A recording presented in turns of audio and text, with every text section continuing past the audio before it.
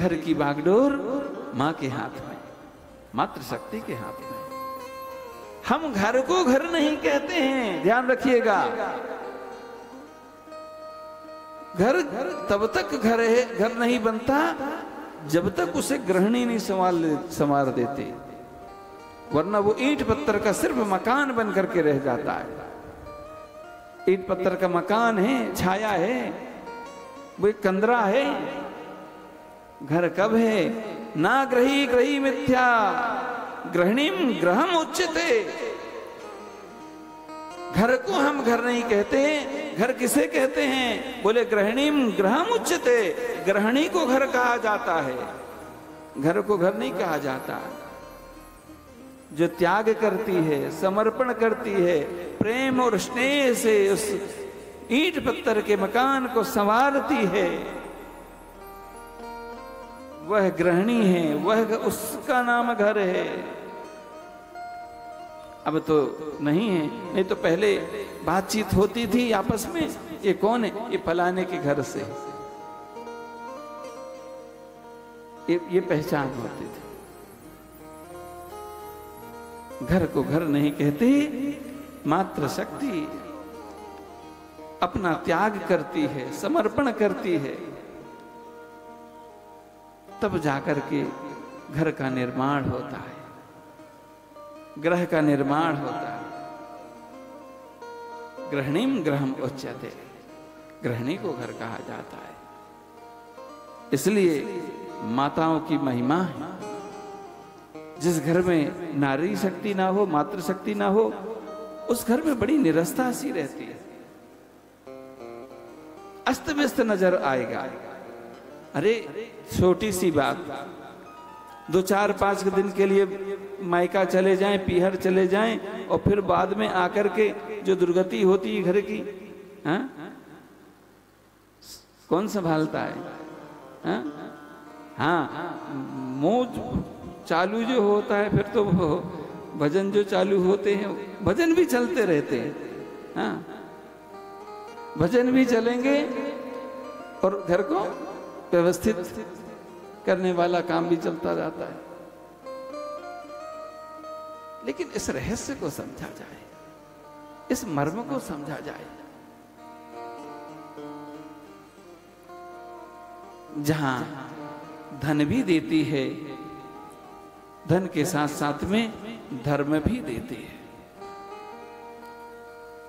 धर्म का रक्षण। अरे आपको मैं सीधा सा उदाहरण दे दूं, सीधा सीधा सा, कि पत्नी को ही धर्म पत्नी कहा जाता है, मातृ शक्ति को ही धर्म पत्नी कहा जाता है। पुरुष को तो नहीं कहते ना ये धर्म पति है, पत्नी को ही कहते हैं। क्योंकि धर्म यदि चलता है तो वो नारी से चलता है। हमारे यहां तो वैदिक अनुष्ठान की विधि बिना धर्म संगनी के होने वाली नहीं है। भगवान राम जब सेतुबंध रामेश्वरम की स्थापना करने लगे, वहां पर माता की आवश्यकता पड़ी, तब रावण माता सीता को लेकर के आया, माता वैदेही को लेकर के आया, किशोरी जी को लेकर के आया। धर्म अनुष्ठान बिना नारी के नहीं हो सकते। धर्म का कोई कार्य नारी के बिना नहीं हो सकता। छोटा सा धर्म भी घर में निर्वहित होता है कि भोजन तैयार हो रहा है, आहार तैयार हो रहा है, तो आहार की शुद्धि हो, इसके लिए पहली रोटी में निकालूं तो सबसे पहले निकाल करके गाय को दे दूं।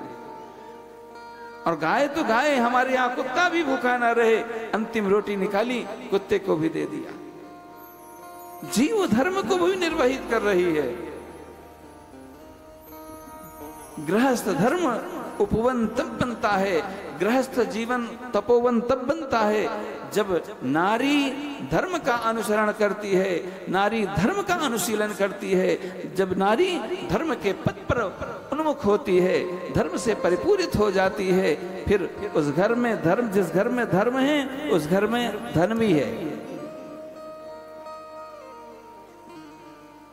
धन वही नजर आता है जहां धर्म होता है।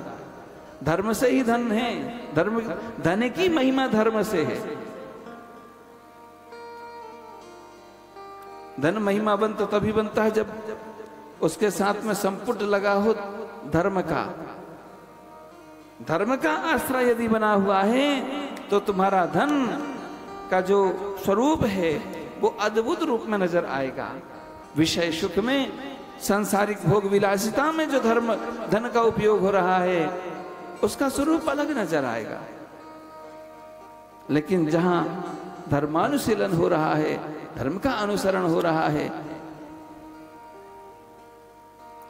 आपको मैं बता दूं, कल ही चर्चा चल रही थी माता जी की, तो स्वामी बलवंतानंद जी बोल रहे थे पिताजी के लिए और माता जी के लिए। पिताजी ने कभी नहीं देखा क्या करना है क्या नहीं करना है, यहां का तो छोड़ो, गांव में भी कब के हाँ किसके लिए क्या करना है आपको चिंता नहीं रही, माता जी को चिंता रही। मात्र शक्ति से ही धर्म की रक्षा है, धन की रक्षा है। धन को देने वाली, धर्म को देने वाली यदि कोई शक्ति है तो ये मात्र शक्ति है। वो धन भी देगी, धर्म भी देगी। और आपको बता दूं, दान, चाहे वह दान ज्ञान का दान हो, चाहे ज्ञान का दान, ज्ञान कौन देगा? पहले बच्चे को बोलना कौन सिखाता है? हाँ?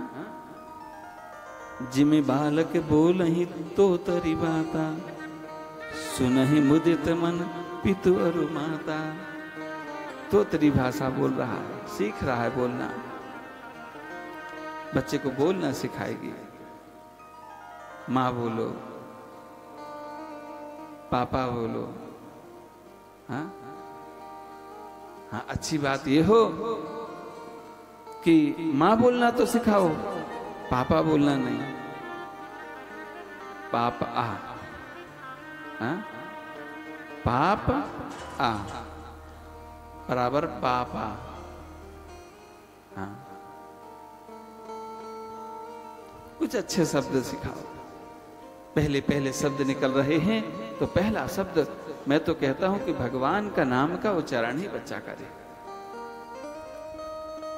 क्योंकि पुत्रवती जुबती जग सोई, रघुवर भगति जासु सुत होई। हाँ? मां का मातृत्व तो ही तब पुष्ट होता है जब मां अपने पुत्र को भगवान का भक्त बना ले, वरना संतान पशु पक्षी भी उत्पन्न कर रही है, वो भी तो माँ बाप है। लेकिन हमें और उनमें कुछ भेद तो है ना। भेद यही है कि मानव जीवन में जो मात्र शक्ति है वो अपने पुत्र को भगवान का भक्त बना सकती है, संत बना सकती है, मुनि बना सकती है।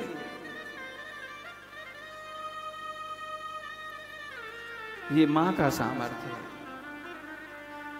तो मां अपने पुत्र को भगवान का भक्त बनाए, त्यागी बनाए, तपस्वी बनाए, ये मां का काम है। मां शिक्षा का दान देती है, मां वाणी का दान देती है, शिक्षा का दान देती है, वाणी का दान देती है, संस्कारों का दान देती है। संस्कार मां की गोद से ही आते हैं। हाँ। हमारे यहां संस्कार की जो पीठ बताई गई है उसमें एक पीठ माता की गोद भी है। पहली पीठ तो माता की गोद है, दूसरी पीठ है पिता का कुल। संस्कार की 4 पीठें हैं। पहला माता की गोद, दूसरा पिता का कुल। बहुत सारी बातें माता की गोद में सीखी, मां ने सिखाया। फिर बहुत सारी बातें हमको परिवार से सीखने को मिलती हैं। कुल कैसा है, परिवार कैसा है, जैसे कुल परिवार की परंपरा होगी वैसे ही आचरण व्यवहार बच्चे में आएंगे, वही संस्कार आएंगे।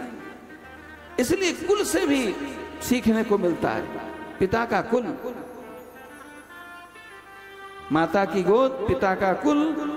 तीसरी संस्कार पीठ है गुरुकुल, विद्यालय।